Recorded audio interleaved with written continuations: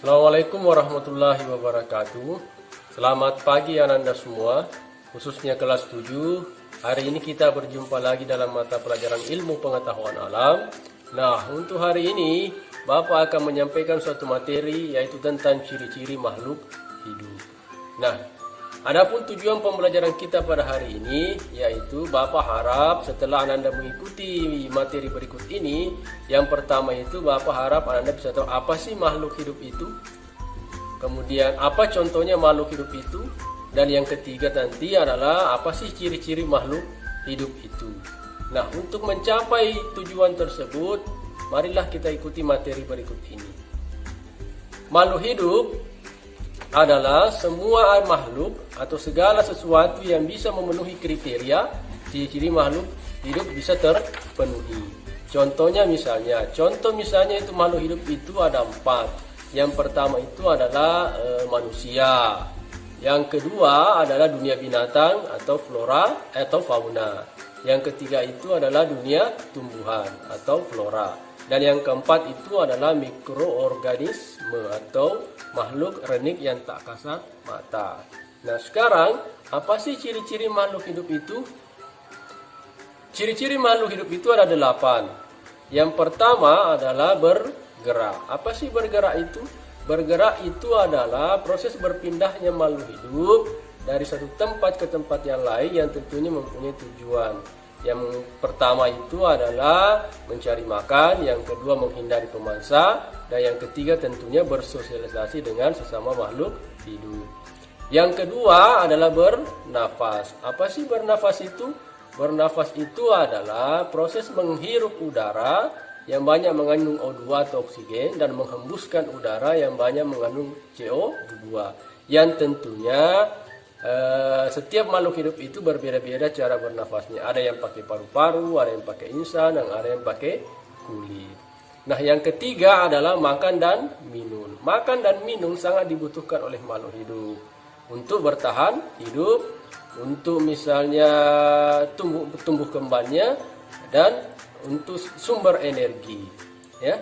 Nah, yang keempat adalah tumbuh dan berkembang. Maksudnya di sini tumbuh berkembang adalah bertambahnya ukuran, berubahnya bentuk, bertambahnya volume, yang tentunya disertai dengan sikap-sikap menuju dewasa. Misalnya waktu kecil tubuh kita kecil, ya, menuju remaja yang tentunya volumenya bertambah, yang disertai misalnya waktu kecil kita tidak bisa bicara dan waktu remaja kita sudah lancar bicara. Yang kelima, peka terhadap rangsang. Rangsang di sini maksudnya berupa sentuhan, rasa, bau, dan sinar matahari, dan bentuk-bentuk rangsangan yang lain. Contoh misalnya di tubuh manusia ada lidah, ya, peka terhadap rasa, ada hidung, peka terhadap bau. Nah, yang keenam adalah berekskresi atau mengeluarkan zat sisa. Contoh misalnya kalau kita berolahraga atau bekerja keras, maka kita akan mengeluarkan keringat. Ataupun misalnya di tubuh manusia itu ada feses dan urin yang merupakan zat sisa hasil pembakaran metabolisme makanan yang kita makan. Sekarang yang ketujuh adalah ciri makhluk hidup yang ketujuh itu adalah bereproduksi atau berkembang biak, yang tentunya mempunyai tujuan yaitu melestarikan spesiesnya supaya tetap lestari. Nah, yang kedelapan adalah beradaptasi. Beradaptasi itu artinya penyesuaian diri makhluk hidup terhadap lingkungannya yang tentunya mempunyai tujuan agar dia bisa bertahan hidup. Contoh misalnya beruang kutub. Beruang kutub hidup di lingkungan yang sangat dingin, maka dia harus beradaptasi dengan cara menebalkan kulit dan bulu-bulunya. Berbeda dengan beruang kita yang ada di Kalimantan yang berbulu tipis. Nah, demikianlah tadi 8 contoh atau 8 ciri-ciri makhluk hidup yang sempat Bapak sampaikan. Nah, untuk materi selanjutnya, marilah kita coba Ananda kita hubungkan antara ke-8 ciri tersebut dengan contoh makhluk hidup yang Bapak telah sampaikan tadi. Misalnya 8 ciri itu kita hubungkan, misalnya yang contoh makhluk hidup itu kan ada manusia, ada hewan, dan tumbuhan. Misalnya begini, ciri yang pertama makhluk hidup itu kan bergerak, ya. Ciri yang pertama itu kan bergerak sesuai dengan yang saya jelaskan tadi. Nah sekarang manusia, kita hubungkan dengan contohnya, manusia itu bergerak dengan apa? Kemudian tumbuhan bergerak dengan apa? Ataupun hewan yang bergerak dengan cara bagaimana? Nah, itulah yang coba kita lakukan, menghubungkan antara ciri dengan contoh. Nah, marilah kita telah satu-satu. Yang pertama, bergerak. Apa sih bergerak itu? Nah, sudah saya sampaikan tadi bahwa bergerak itu adalah proses berpindahnya makhluk hidup dari satu tempat ke tempat yang lain yang mempunyai tujuan yang tiga. Yang pertama itu adalah untuk mencari makan, yang kedua untuk mobilisasi, yang ketiga tentunya menghindari predator atau pemangsa. Nah, sekarang kita hubungkan dengan contohnya. Manusia kira-kira bergerak dengan apa?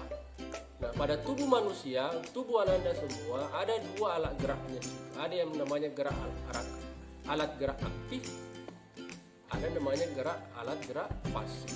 Nah, di tubuh Ananda semua itu yang termasuk alat gerak aktif itu adalah otot. Sedangkan alat gerak pasif manusia itu disebut dengan tulang. Nah, itulah alat geraknya manusia. Sekarang untuk hewan itu bergerak dengan apa? Nah, sebelum kita lebih jauh tentang hewan bergerak dengan apa, harus dibagi dua dulu. Hewan itu ada yang istilahnya akuatik, atau ada juga istilahnya non akuatik. Maksudnya hewan yang hidup di air ataupun hewan yang hidup di darat. Nah, tentu alat geraknya berbeda, ya. Nah, hewan yang hidup di air itu alat geraknya berupa sirip, ekor. Sedangkan hewan-hewan yang non akuatik atau di darat itu mirip-mirip dengan manusia, bergerak dengan otot, ya, dengan tulang yang tentunya dalam bentuk misalnya kaki, sayap pada burung, ya, dan ekor pada binatang-binatang lain. Kemudian tumbuhan itu bergerak, ya, pasti bergerak karena manusia. Bergerak dengan apa contohnya misalnya mekarnya kelopak bunga, ya, mekarnya bunga, ya. Nah, itulah bergerak pada tumbuhan. Sekarang yang kedua, ciri yang kedua adalah bernafas. Nah, coba kita hubungkan dengan contoh misalnya. Manusia itu bernafas dengan paru-paru, ya, paru-paru. Kemudian hewan itu bernafas dengan bermacam-macam, ya. Ada yang memakai insang untuk hewan akuatik, sedangkan untuk hewan-hewan lain ada yang paru-paru. Kemudian hewan-hewan serangga misalnya dengan trakea, ya. Nah, sekarang sedangkan tumbuhan itu harus bernafas dengan apa? Ya, bernafas dengan ada istilahnya stomata di permukaan daun dan lentisel di batang. Bernafas. Kemudian makan. Ciri yang ketiga kita hubungkan dengan contoh misalnya makan ini sangat dibutuhkan oleh manusia karena sebagai sumber energi dan nutrisi. Manusia itu makan dari dua sumber. Yang pertama sumber hewani, makan hewan-hewan misalnya. Ada juga sumber makanan nabati dari tumbuhan. Sedangkan tumbuhan itu memerlukan zat-zat anorganik, misalnya air, mineral, dan zat-zat kimia lain. Begitu pula hewan.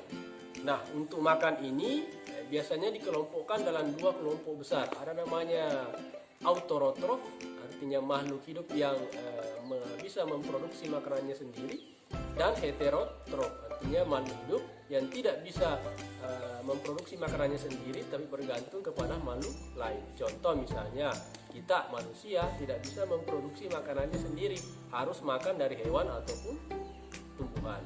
Begitu pula dengan hewan tidak bisa memproduksi makanannya sendiri, harus makan tanaman. Itu disebut dengan heterotrof.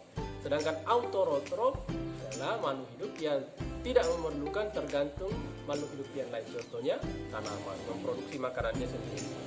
Nah, yang keempat, tumbuh dan berkembang. Apa itu tumbuh dan berkembang? Adalah bertambahnya volume, bertambahnya ukuran, dan bertambahnya bentuk atau berubahnya bentuk.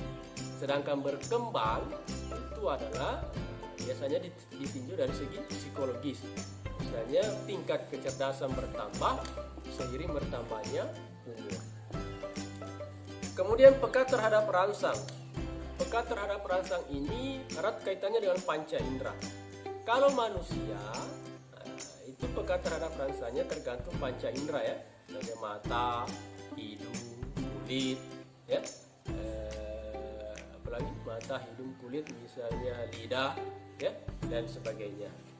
Kemudian pada tumbuhan itu peka terhadap rangsang ada namanya istilahnya iritabilitas atau sentuhan, ya, dari makhluk hidup lain. Itu ya. Kemudian yang keenam berekskresi, ya, berekskresi. Manusia itu berekskresi dengan pakai apa? Atau ekskresi itu apa? Ekskresi itu adalah pengeluaran zat sisa yang sudah tidak diperlukan oleh tubuh makhluk hidup. Jadi harus dikeluarkan karena dia merupakan zat sisa. Sekarang manusia itu berekskresi dengan apa? Ada 4. Pertama paru-paru, yang kedua ginjal, yang ketiga kulit, ya, dan yang keempat adalah hati. Itulah 4 organ ekskresinya. Sedangkan pada hewan dan tumbuhan itu berekskresi dengan ada istilahnya organ namanya pembuluh malpighi dan neurodium. Nah, itu ya. Sekarang reproduksi atau berkembang biak. Kita hubungkan dengan contoh makhluk hidup. Reproduksi adalah cara makhluk hidup untuk mempertahankan keturunan, mempertahankan jenisnya atau spesiesnya dengan cara mempunyai keturunan. Nah, manusia itu sebelum kita lihat manusia, tumbuhan, hewan, ya kita harus bagi dua dulu. Makhluk hidup itu berkembang biak dengan 2 cara. Ya, ada namanya generatif, ada namanya vegetatif. Generatif harus kawin dulu, butuh 2 buah makhluk hidup yang berlainan jenis. Sedangkan vegetatif tidak perlu kawin dulu, cukup 1 indukan bisa menghasilkan keturunan. Nah, manusia itu generatif karena harus ada perempuan dan laki-laki baru bisa punya keturunan. Hewan sebahagian besar itu generatif, tetapi ada sebagian kecil hewan juga vegetatif, misalnya cacing dan hewan-hewan bersel satu tidak perlu kawin.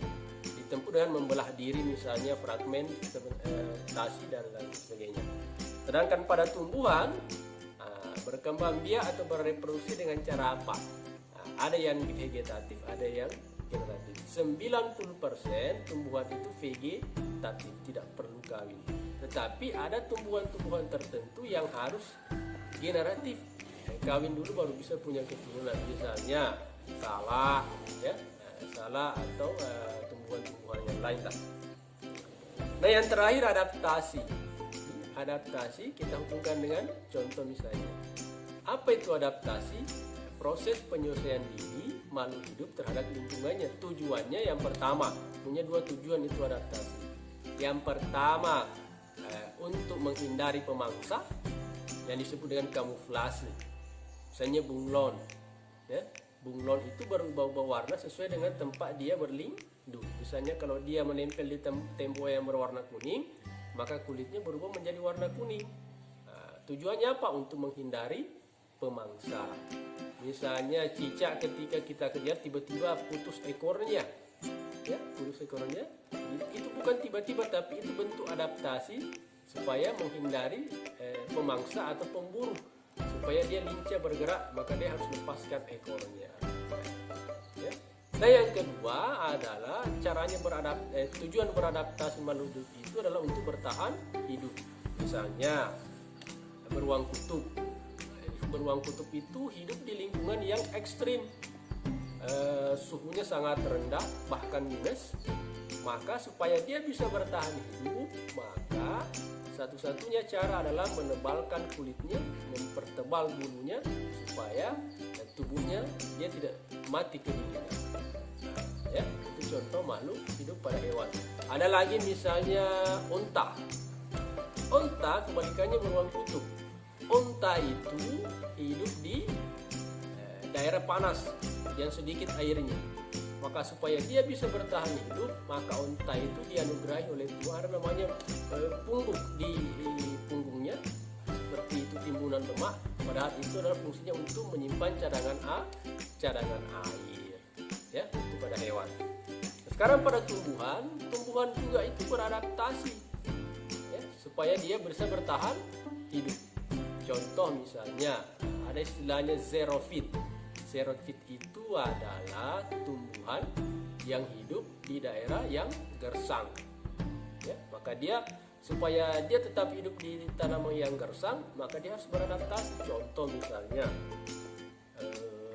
pohon kurma. Kurma itu hidup di padang pasir, misalnya di Arab Saudi. Kenapa bisa kurma tumbuh subur di sana padahal kekurangan air? Karena kurma itu beradaptasi dengan suhu dan tempat yang kering. Bagaimana caranya?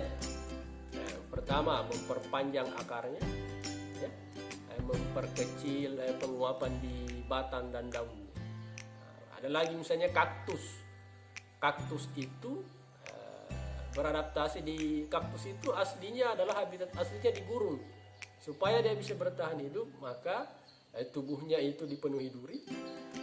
Supaya pemangsa tidak datang menghisap air di tubuhnya, ya, itu. Ya. Kemudian yang kedua ada namanya istilahnya hygrofit. Nah, itu tumbuhan yang hidup di daerah lembab, tidak kering, tidak basah. Misalnya kalau kita di sini misalnya pohon keladi, ya, pohon keladi itu melakukan gutasi, ya, atau kalau misalnya dia kelebihan air, maka dia menetes sedikit demi sedikit ketika pagi hari misalnya. Dan yang terakhir itu ada namanya tumbuhan beradaptasi dengan hidrofit. Artinya tumbuhan yang hidup kelebihan air. Kapan dia tidak beradaptasi, maka dia mati kelebihan air. Maka dia harus setel. Contoh misalnya kangkung. Kangkung itu beradaptasi karena dia hidup di banyak air. Kapan dia tidak beradaptasi, maka dia bisa mati kelebihan air. Caranya bagaimana? Pertama, memperpendek akarnya. Yang kedua, batangnya itu berbentuk pipa. Dan memperlebar daunnya supaya mudah menguap, airnya mudah menguap. Ya, dan itulah penjelasan tambahannya yang ada hubungannya tadi dengan ciri dan contoh. Cukup sekian pertemuan kita pada hari ini. Mudah-mudahan apa yang Bapak sampaikan bisa bermanfaat. Sekian, Assalamualaikum warahmatullahi wabarakatuh.